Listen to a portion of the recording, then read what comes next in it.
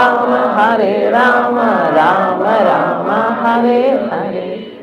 Hare Krishna. Hare Krishna. So how many of you know me? Oh, there's Mataji, she knows me. I'm Radhika Krpa from Delhi.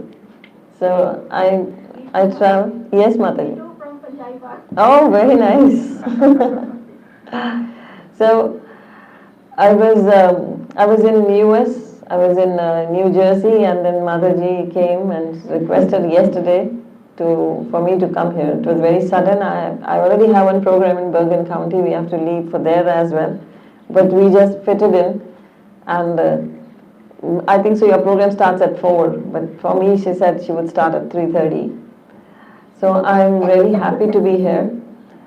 Uh, we all are actually under the shelter of Srila Prabhupada and under respective other gurus as well, but the preeminent Shiksha Guru is Srila Prabhupada. So we are all following the Shiksha instructions of Srila Prabhupada. So we are very fortunate that anywhere in the world we travel, we find our family. So the family is there. So those who join this family, they are very fortunate. Because then everywhere, every nook of the corner, every nook and corner of the world, you will find a ISKCON devotee. You will find someone who is related to, connected to Srila Prabhupada. So that's, whether we are from any part of the world, we are from any part of India, we are any part of the world itself, it's a connection is Srila Prabhupada. So Prabhupada established that connection. He came to New York and he made that possible. He made ISKCON, that was for everyone to join in, a family where everybody, a place where everybody could stay, a big family he created. So we all are looking for peace and happiness in this world. And where to find the peace and happiness? We all are looking for. If I ask anybody, nobody would say I'm looking for God. Everybody says I'm looking for peace and happiness. So where do we find peace and happiness? Because all of us, we are very much, we look for peace and happiness. Maybe we'll earn more, we'll get happy. Maybe we own a big house, we'll get happy. Or maybe we own 2 cars, we'll be happy. Or we own this brand of thing, we'll be happy. But the happiness does not, it's a very momentary happiness that comes. We never get the happiness that is called the bliss, that stays forever. So how do we become happy? So that these material things may come and go, but they don't matter to us. They may be in abundance, they may be in shortage, but we remain happy, constantly happy. So that happens, Krishna says, when you get connected to me. He clearly says in the Bhagavad Gita, Nastir buddhi yuktasya nacha yuktasya bhavana nachavata shantira shantasya kuta sukham. Without peace, there is no happiness. Shantasya kuta sukham. Without shanti, no happiness, no sukha. So Krishna says clearly, Nastir buddhi yuktasya, if your intelligence is not connected to me, if you are not surrendered to me, if your intelligence is not divine, not transcendental, it doesn't actually transcend the 3 modes. Unless you do that, you cannot be happy. You cannot be at peace, and without peace, no happiness. So first, peace comes, and then happiness comes. Krishna gives the chronology. Bhagavad Gita is a very systematic study. It's the analytical study. It's the human mind Krishna has actually revealed. That how does the human mind works. So Bhagavad Gita is a scripture that is very relevant for all of us, for the human mankind. It's relevant for human beings. It talks about the human psychology. It's the best psychological book. Human psychology can be understood very well through Bhagavad Gita. You can get all the management sutras, even how to manage your life, how to manage your family, how to manage your business, how to manage. The management sutras even come from Bhagavad Gita. Krishna has revealed everything. He has revealed to Arjuna how one can live in this material world, how one can sustain here, how one can be out of depression. Arjuna is the one who gets depressed. And then Krishna teaches him how you can overcome your depression, your stress. So the stress is the period where you have an objective to achieve, and the gap between that objective and you is the stress. That is stress. You want to get something and you want to achieve it. You are trying hard for it. So that gap, until you fulfill that, that is stress. That actually is here. and it remains in your mind, it takes over you. So the moment you connect to Krishna, you are connected to a person who is actually saying, he is giving you the guarantee, I am everything, I am the source of everything. So when he is the source of everything, we can only ask everything from him, who is the source. That's why he says, I am the source. Aham sarvasya prabho mataya sarvam pravartate. He says, I am the source of everything. So when you get connected to me, then what happens? I am the source, I will give you what you want. What is there, I will give you. He clearly guarantees that in the Bhagavad Gita. But there is one condition he has put for that. The condition is complete surrender. The faith, surrender comes with faith. So unless you have full faith in him, surrender will not come. Faith will go into love, love will transform into surrender. So Krishna Prema, that's a love for Krishna. The moment we say, oh, I want to achieve Krishna, the love for Krishna Prema, I want to achieve the love of Krishna. So love from Krishna, that he may love me. So how you would know he is loving you? When you love him all the more.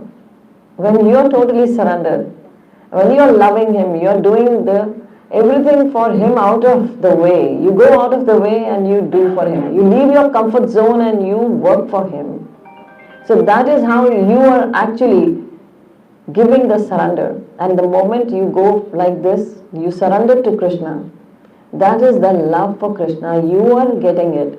And if you are loving Krishna, you are surrendering him. That means Krishna is loving you. It's his reciprocation coming to you. That is why you are able to do the thing. Otherwise, you would not have been able to do it. That's Krishna. So that is how it is. Nastar Buddhari Yukta says. So Krishna says, connect your intelligence to me. If it's not connected to me, you will not be happy. You will not have peace. And without peace, there is no happiness. So we all are lingering for peace and happiness. Wherever we go, wherever there are new people coming to ISKCON, you ask them, but once they are into ISKCON, they understand everybody is working for Krishna. So the goal becomes Krishna. The goal becomes Krishna Prema. So there is no difference between Krishna and Krishna Prema. Once you are serving Krishna, that means you are now falling in love with Krishna. So if you are falling in love with Krishna, Krishna is also falling in love with you. He is reciprocating. He says, Sarvasya Cham Hiri Samvishto. He says, I am sitting in your heart. I know everything. You cannot hide anything from me. I know everything. If you are very sincerely surrendering, so Krishna will make all the way that he will actually make everything possible for you to become a devotee. But if you are not surrendering, if you do not want to surrender, if you want to hold back, so he will make all the possibilities for you to go back. Today I was discussing with someone about the Putana. So who is Putana?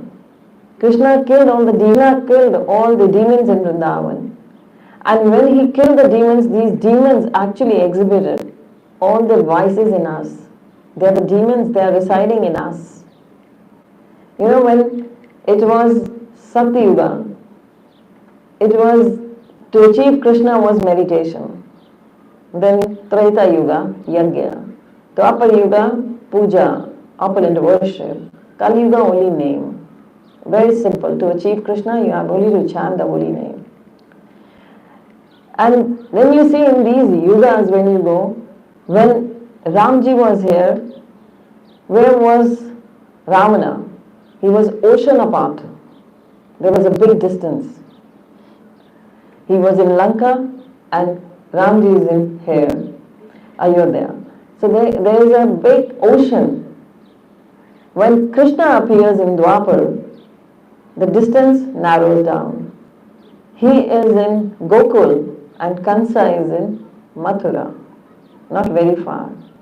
When Kali Yuga comes, both of them come and reside in your heart.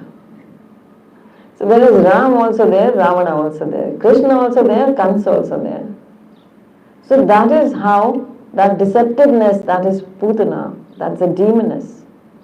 So in Kali Yuga we have that demoness, she's there. it's age of quarrel. It's age of falsity.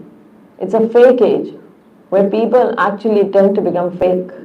They are not what they are. In front of you, they may look very nice, but behind your back, they may be backbiters. So that is how Kali Yuga, trait of Kali Yuga is. But for a devotee, he understands. That's why Krishna, the first demon he killed was Putana. Why Putana? Because when you become a devotee, how you become a devotee? It is when you actually leave all deceptiveness. Then you become a devotee. Just by applying tilak and kantimala, of course, that is the outer, that enhances, that helps. But then those who actually take the meaning of this tilak, take the meaning of all the instructions of Srila Prabhupada, that is how they actually can kill the demoness. They become a devotee when they kill the demoness, Putana. When you actually live the fake life. So devotee is the one who is actually wants to get rid of that fake life. He wants to be a part of the devotional life, spiritual world. Spiritual world is all truth. That is absolute truth. The spiritual world is actually Krishna's world. It's the world of the Supreme Lord. So this world is where one can enter only when he is very purified. So all these rules and regulations which we follow, it's for our purification. Srila Prabhupada says, transform your lust into love for Krishna. So we all have lusty desires with us. We actually carry lusty desires. We have a big burden of lusty desires on our head. We carry these lusty desires to the extent that we become depressed, we become stressful, we fall into anxiety because we want to fulfill these lusty desires. So that is the burden of lusty desires we are carrying. But these lusty desires will actually leave us once we go to the instructions, follow the instructions, what Srila Prabhupada tells us. Right? They are not different to what the Bhagavad Gita says. So in Bhagavad Gita as it is, that is why it is called as it is, because Prabhupada gives that as it is to us. What Krishna says, he has just given us that. So we are very fortunate that we know this, how we can get to the peace and happiness in this world. And Krishna can give us everything. And someone asked Prabhupada that how, if we follow the rules and regulations, how many malas, how many times, or how long does it take to go back to Godhead? How many rounds we should chant? Like 16 rounds, of course, he's given us.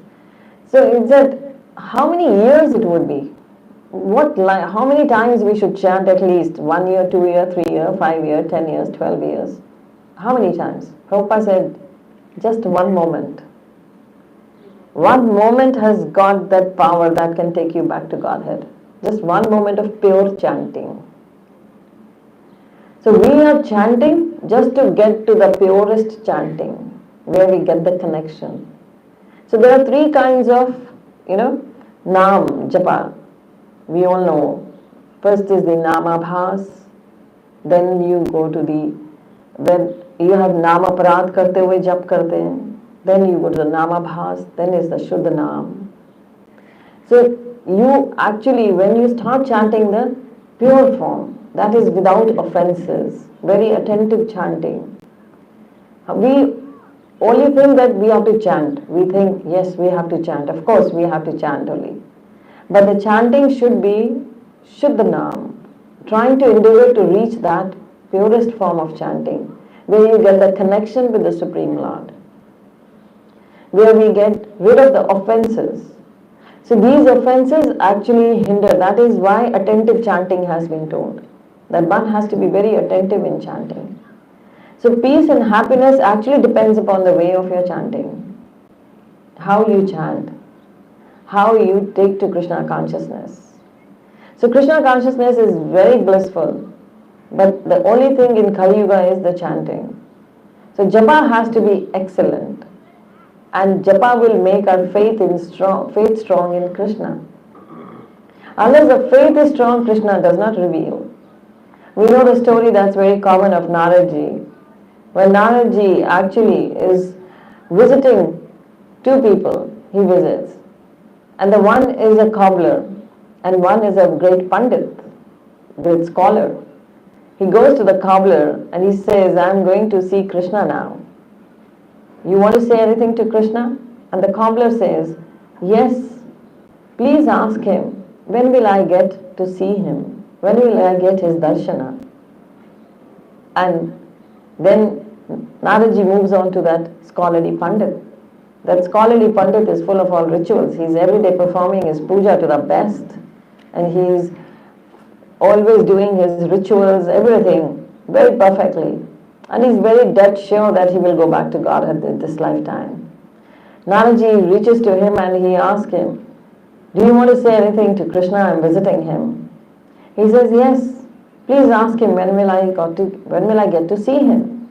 When will I see him means going out of the cycle of birth and death. When will I get liberation? So Naraji says, perfect. Naraji goes to Krishna, he sees Krishna, and he narrates what the both of them had said. Now Krishna says, when you meet the cobbler back on the Mrityu Loka, go and tell him that I will give him darshan. After as many lifetimes as there are the leaves on the tree underneath which he sits every day. So there is a huge big banyan tree where he sits, and this banyan tree has got infinite leaves on it. There are infinite leaves, and that means after so many, nobody can count them. So after these many births, Krishna assures, oh, I will give him the darshan. And he tell that scholarly pandit that there are many, many lifetimes when I will give him darshan. This long, it's not a sure. I'm not sure when I will give him darshan. Many, many lifetimes will take. And yes, when you meet both of them, just tell them that I was taking out an elephant out of the eye of the needle. You see, the eye of the needle is this much, and Krishna says, tell them that I was actually taking out an elephant out of the eye of the needle. So that is, elephant is passing through the eye of the needle. Now Naraji comes back. He's smiling. Naraji doesn't understand what Krishna is up to, because Krishna has always his own ways. So Naraji comes back to the Mrityu Loka. And Naraji's job is this. He is actually, who is he? He is the spiritual master. He is the guru for Prahlad, Dhruv. So he comes back to the Mrityu Loka. His job is preaching. His job is making others chant Krishna's name. So he comes back to the Mrityu Loka. He goes to the cobbler. First he goes to that pandit, that scholarly pandit, and he tells him, you will get darshan, but Krishna says many, many lifetimes still to go. And then he says, that cannot be. It's impossible what you are saying. It cannot happen that. You never went to Krishna. I am doing everything so perfectly. I know I will see him after this lifetime. But then Naraji says, smilingly, yeah, one more thing, Krishna, when I went to meet Krishna, he was taking out an elephant out of the eye of the needle. And that Pandit says, oh, see, I know, you never went to Krishna. How can an elephant come out of the eye of the needle? It's impossible. You never went to him. You are just joking with me. I don't believe you. And now Naraji says, okay, it's up to you. And then he walks to the cobbler. He goes to the cobbler and he tells him, you will have darshan, Krishna has assured, but after as many lifetimes as there are these leaves on the tree. This cobbler starts dancing. He says, oh my God, Krishna remembers me so well. He has assured me, and he is assured that these lifetimes will pass away like anything. And imagine, you can't count the leaves and he is happy. He says, at least I will get darshan. He is assured that. And these lifetimes will just pass away. And then Naraji says, yes, one more thing he said. He said that I saw what he was doing. Krishna was taking out an elephant out of the eye of the needle. Now this cobbler starts jumping in ecstasy. He says, my God, Krishna can do anything, you know. If he can put a big banyan tree in just a seed, a big trees he put them in a little seed. So why can't he just take out an elephant of the eye of the needle? So my Krishna can do anything, and he's dancing with joy. And immediately Krishna appears and gives him the darshan. So Naraji says to Krishna, you lied, you made me a liar. If you had to give him darshan, why did you tell me that you will give him darshan after so many lifetimes? Krishna said, I was just testing. It's the faith of the devotee that brings me here. It's not, even I go back on my words. I can go back on my words. He went on back on his words when the Kurukshetra war is happening. He had told Bhishma Pitama, he had told everybody Shastras, no weapons I will pick.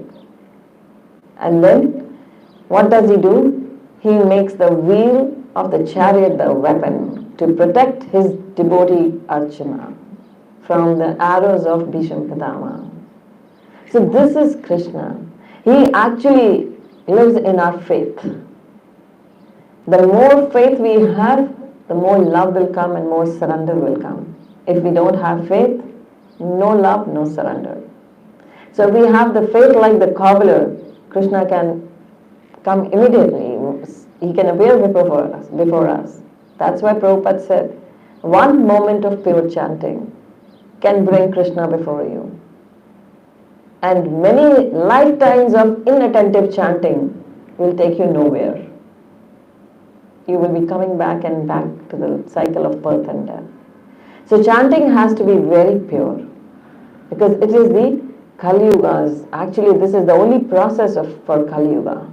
It's the only process advocated for Kali Yuga. You cannot compromise on the chanting. Chanting cannot be compromised. It's the only way to get out of the cycle of birth and death. It is the only way to please Krishna. Chanting has to be very purified. Chanting is the soul of bhakti. Like we have a soul, likewise, chanting is the soul of bhakti. Your devotional life should blossom. So what is that? You should have the japa very purified, in an extremely purified form, because it's Krishna in your hand. The beads in your hand given by the Guru after the initiation, that is actually, he hands over Krishna to you. And it's up to you how you protect your bhakti now, how you surrender to Krishna, how you do your japa. So japa is not something very ordinary. It's been given to us, it's a privilege for the devotees. Everybody in the world does not do the japa. There are 4 lakhs of human species. 84 lakhs of species, we cross over to become Vaishnavas, human beings. So 4 lakh of human being species are there. Every human being looks the same. 2 eyes, 2 ears, 1 nose. But how come we have 4 lakhs of species of humans? There are 4 lakh kinds of consciousness. So these consciousness actually, when elevates till the Vaishnava category, the pure Vaishnava, Shuddha Bhakta, we keep on progressing. So we want to be the best of the humans. So best of the humans only become when they chant very attentively. So chanting attentively is how it is done. It's done best chanting is done in the Brahma Muhurta. That's the early in the morning at 3:30, getting up at 3:30 and starting your japa at 4:30 or 5 maximum. 4:30 you do Mangalarti, 5 o'clock you start your chanting. And now chanting has to be heard. Whatever you chant, you have to listen to your chanting. You can't just mumble in your mouth. You just can't hear the class and do the chanting with it. Chanting has to be heard exclusively. There are 3 ends for chanting: mood, method and mellow. There should be the mood for chanting. So the Brahmurta is the right time for the right mood, because at that time everything is actually quiet and peaceful, and that's the time when you get connection to the Supreme Lord. And that is a time of Krishna. It is said to be the Amrita Vela. It's the nectar time. The nectar is flowing at that time. So the right mood should be for chanting. Then the right method for the chanting is that you hear your chanting. Every single word you chant 108 times is one round. And 108 into 16 is 1728 times you chant the mantra. So 1728 times you have to listen each and every word. It should enter your ears. When you chant Hare Krishna, Krishna Krishna, Hare Hare, Hare Ram, Ram Ram, Hare Hare. Each word has to enter into your ear. The Hare word, the Krishna, the Ram, all the words. And if you are thinking something else and chanting mechanically, that's no chanting. Sometimes you are just gazing somewhere or you are thinking something and you are chanting. You're watching into your phone, you're looking into the TV, you're looking into something. You are working, you're driving and you're chanting. That chanting has no effect. You may chant for lifetimes. That will not give you the Krishna. That will never give you Krishna. It cannot. The chanting has to be fully attentive chanting, where you hear every word. It should be very loud. Not very loud, but audible. So when you chant, actually you're delivering so many things which you are not seeing even. There are many souls which you can't see. They are wandering here. जितना हम लोग हैं उससे कई गुना souls हैं जो यहाँ present होंगी, जिन्हें हम देख नहीं रहे हैं. It's likewise everywhere. So when you chant bit louder, then what happens? They get delivered. Once, even if they get to know the name of Krishna or Ram in their ears, they will get they are in subtle body. They will get now a physical, gross body. Then they will be able to get themselves delivered. So chanting has to be done bit loudly. And you can choose a mellow for your chanting, just to make your chanting very interesting. You choose a mellow. You can give a mellow to your chanting. That's Hare Krishna, Krishna Krishna, Hare Hare, Hare Ram, Ram Ram, Hare Hare, Hare Krishna, Krishna Krishna, Hare Hare, Hare Ram, Rama, Hare Hare. So you see, there is a difference. Sometimes I was focusing on the Rama word and sometimes I was focusing on the Hare word. So likewise, you can make your chanting very interesting. Chanting becomes interesting. It doesn't bore you. It doesn't becomes mechanical. Because it is living. Chanting is not something dead. It is living. So when we chant, it gives you the happiness. Sometimes you do say, oh, today I did very nice chanting. I really enjoyed my chanting. Sometimes people say that. And sometimes they say, oh, I did not enjoy my chanting. I don't know how I chanted. I even did not come to know when it ended, because my mind was somewhere else and I was chanting. So the mind has to be, that is the early morning, the time we take from our sleep. That is nobody's time, that is totally our own time. So chanting should be done in the time which you actually take from your sleep and the special time we offer to Krishna. So everything should be special for the special person, and he is the most special person. So everything should be perfect and special for him. So Krishna sees that how you are surrendering, how you are going out of your comfort zone. That's important for us. So chanting is very important. It is the soul of bhakti. We may do all the rituals in the world, but if we are not chanting, we are doing nothing. It's said that if a marriage procession is going on, and the marriage procession means the bridegroom has to be there. So if the bridegroom is missing, there is no marriage procession. So likewise, if we are doing everything in this world and not chanting, it's like a marriage procession without the bridegroom. We will never actually be happy in this world. So chanting makes us happy. Chanting gives us everything. Chanting is, Krishna says, then Chaitanya Mahaprabhu says, the chanting will give you everything. It can give you the transcendental knowledge.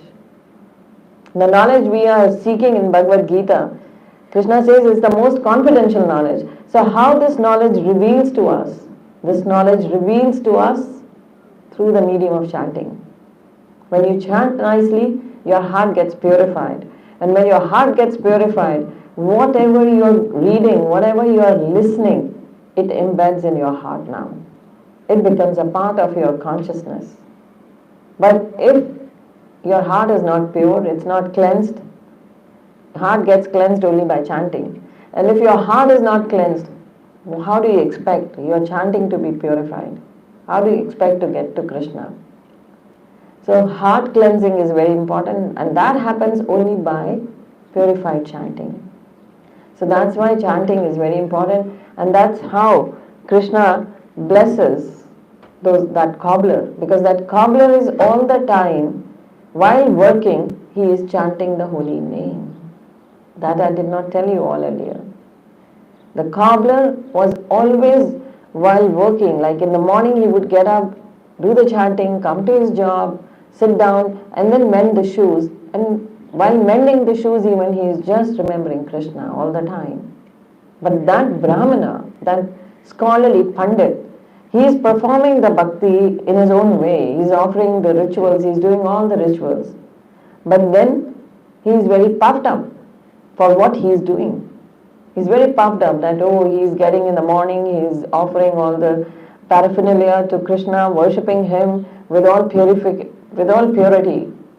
But then he is totally puffed up, and then he has no faith in Krishna. You may do the rituals mechanically, but not have faith in Krishna. Chanting done with lot of sincerity, honesty and purity will bring the faith in you, will build your faith strong in Krishna. And when the faith is strong in Krishna, then nobody can stop you from reaching on for the love for Krishna. The faith has to be very strong. Dhruv Maharaj had strong faith. He had the determination, faith in the words of his spiritual master. Prahlad had faith in Krishna. Prahlad had full faith in the Supreme Lord. And that is why Supreme Lord appeared for him in the form of Lord Narasimha. So we are very fortunate that Srila Prabhupada has given this opportunity in this lifetime for us. He has built such a house for all of us to stay in that. The house named ISKCON. He has built that for us. He has given us the opportunity to chant nicely, get the association of devotees, and become purified in our daily life. We can purify ourselves. Every day we can take a step towards purification. Every day we should try, my japa should be better than that was yesterday. We should always try for that. We should always try that to improve our japa, work on our japa. The day our japa is very nice, it becomes perfect, Krishna will reveal to us everything. He will reveal everything to us. He says, Tashamivanu kampartam amagyanam jamtama. I sit in your heart, and with my mercy you will get to know the knowledge about me. You will get all the knowledge, you will get enlightened. Krishna says clearly in the Bhagavad Gita. So, but by the mercy of the spiritual master. So the chanting actually is done by the mercy of the spiritual master. Without the mercy we cannot reach out to Krishna, without the mercy of the spiritual master. So Srila Prabhupada is the Shiksha Guru, and then we go to the Diksha Guru, and we get the blessings of the Diksha Guru, and we initiate in the spiritual life. That is initiation.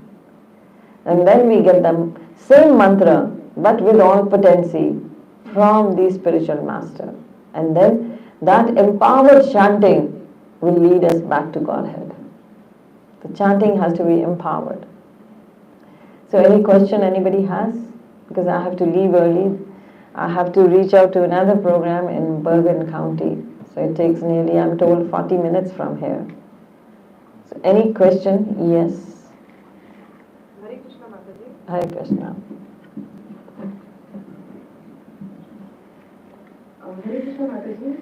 As you said, Cobbler was chanting Krishna's name while he was working with his shoes. In the morning also, I said.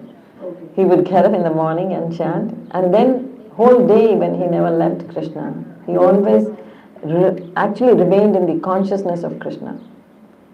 So while working sincerely, he was working with honesty and still remembering Krishna throughout the day as well. So, I mean, even we are working something or doing something and we are taking Krishna's name, sometimes, even we are working, but we are still into the name of Krishna. Like the work is a secondary part. So that will also count. The 16 rounds have to be exclusively for Krishna. And then the whole day chanting is actually, that has to go on. If you chant 16 rounds exclusively in the morning, and then you chant anything extra, chanting or just remembering him, talk, that's it. That's extra. But the 16 have to be very purified. They have to be done in the Brahma Muhurta Samay, the time of the early morning. If you can't do early morning, just do 8 rounds early morning, and 8 you can distribute till the evening. But try to, if you can do it early in the morning, all that is the best. You have to take time out of our sleep. We have to actually borrow time. So we have to borrow time from our daily routine, from our sleep. So that is very important. If something urgent is there, we do take out time. So this is the urgency, because we may die any moment. So any moment, and every moment can be the last one. A devotee always thinks, this is my last breath. And he remains serious, that's why. Yes, this may be my last breath. I cannot actually waste this breath. You never know, if I die this moment, then what will happen if I am not remembering Krishna? So remember Krishna, never forget Krishna. So when you remember 16, do 16 rounds in the morning, when you remember him, then Krishna actually blesses us, and for 22 hours he remains with us. 2 hours you give him. 22 hours, it's his responsibility to remain with us. So we just have to give 2. 22 is his. He's got a big share. You just have to give 2. 22 hours he will chant for us. 2 hours we only chant for him. And 22 hours, imagine, he chants for us. What is in the morning, when I chant my 16 rounds, I feel like I check in to finish my 16 rounds, but I am not enjoying that so much. Like during the day when I chant, I could focus more on Krishna. I check in to finish my rounds. You should sleep early. I think so. When you chant in the morning, you fall asleep. Because that is most important hour, but I don't enjoy that so much. Because you must be feeling sleepy in the morning. That's why you don't enjoy. But then if you sleep early, and if you are very serious with bhakti, even if you sleep late also, when you are serious, Krishna actually makes your chanting nice. Because one should try to sleep early, and one should try to eat early. The dinner time should be like 5 o'clock, 5:30, and don't eat anything after that. And then you see, automatically you will be up at 3:30 in the morning. You sleep by 9, 10, 11, whatever time, you will be up at 3:30, 3:34. And then when you will chant at that time, you see how actually it's going to benefit you. And if you feel sleepy, walk around, do the japa walk in your home or outside in your gardens, wherever you can. Do the japa walk. But in the beginning it might seem difficult, but later on you will yourself enjoy it. Because we have been practicing for so long, for say 26 years. So it gives you the bliss when you chant nicely in the morning. Early morning japa, early morning Mangalarti. They are all, why it is Mangal? It's called Mangalarti. Mangal means all auspicious. So this is the auspicious time. And when this is the Muhurta, you look for Muhurta, When you go for the astrological charts, you look for the Muhurat. So this is the Mangal, Aarti means the Mangal Muhurat. You don't need to go to any astrologer. It's the best time of the day. Because it's the time of the God and demigods. The human beings, out of rare human beings, they get up early in the morning. The rare ones, those have been blessed by their spiritual masters, they will get up. The rest of the world is sleeping. So the best time is this one, because it is the Mangal time, auspicious time. Yes. Hare Krishna. My humble obeisances. Thank you. Thank you for sharing the framework, which I think you summarized in 3 M's, the mode, method, And mellow. and mellow. When we talk about purity, I think it's a journey, and I would like to relate it with the analogy of gold. In a gold mine, there's a lot of dirt and there's very little gold. So would you reckon that following this framework, over a period of time, you constantly continue to purify yourself, your heart gets purified, or it's just that this framework you follow, and over a period of time, you're going to find yourself getting purer and purer? This will purify you, 100% guaranteed. Like you said, the coal, the basket full of coal it is. I don't know what you were saying. I couldn't actually hear. Coal mine. Yeah. So what did you mean by that? In any mine, there's more dirt than Yeah. minerals and resources. So in our heart, as you explained, It's all dirt. accumulated a lot of dirt over It's all dirt. lifetimes. Lifetime's dirt. That's why Chaitanya Mahaprabhu says, Cheto Darpana Marjanam Brahmadavagni Nirvapanam. So this is, our heart is actually very dirty. We may think, oh, I'm a very good person. Everybody says, I'm a good person. No one says, I'm a bad person. So everybody is very confident about himself. So, but our heart is very dirty. We have the Kam, Krodh, Lobh, Moh, it says, lust, anger, greed, pride, false ego. We have all these anarthas, the vices in us. So the anger is the biggest enemy, Krishna says. So anger actually eats up everything. All the good qualities, anger can finish them in 1 minute, 1 second, fraction of a second maybe. Anger is very powerful. It can finish off our bhakti even. So Krishna says it's sarvabhakshi papi shatru. It's the sinful enemy, anger. So how do you kill anger? How do you kill the pride? It can only be done by chanting. There's no other way, he says. The chanting of the holy name will actually clean your heart. This is the only process. And as I don't know, all of you know that or not, I'm from a Sikh family. I'm a Punjabi. I have written books on Vaishnavism and Sikhism.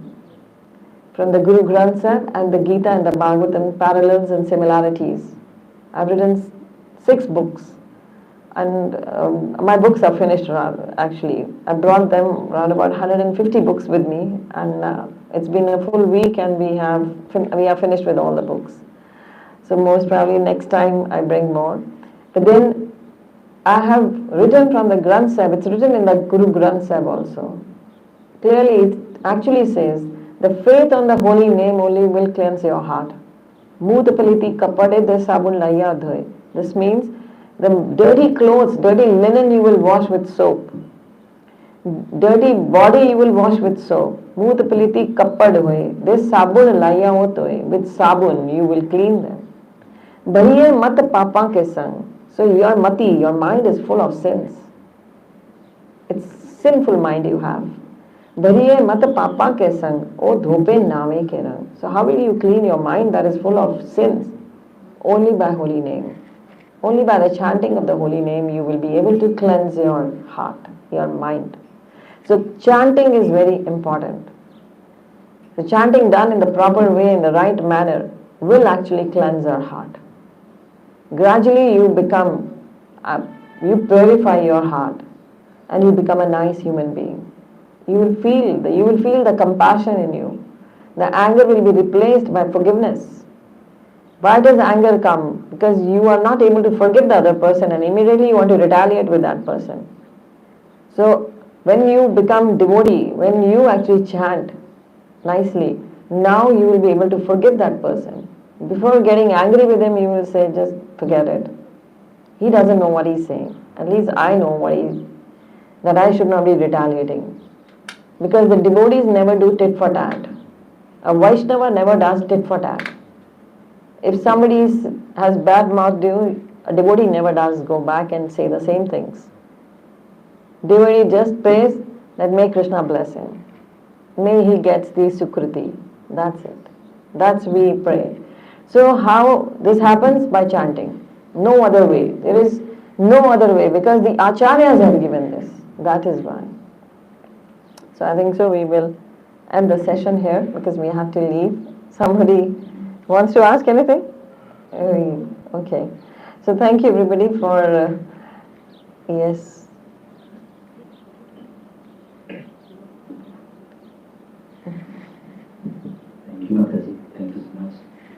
wonderful class, chanting and yes, like Srila Prabhupada is our Siksha Guru, Yes. and because of him only we are all here. Yes. As you said, wherever you go, wherever is, we need not to think about anything like, okay, and his content is this, Yeah. go there. And afterwards, do it. Thank you. so much. Thank you, Prabhuji. Thank you for inviting. Hare Krishna. Prabhupada ki jai. From this person, we are very happy and we would like to invite you every year like this. Somebody asked me yesterday, when will you be back? When are you coming back? I said, as soon as you send the ticket. Sure, definitely.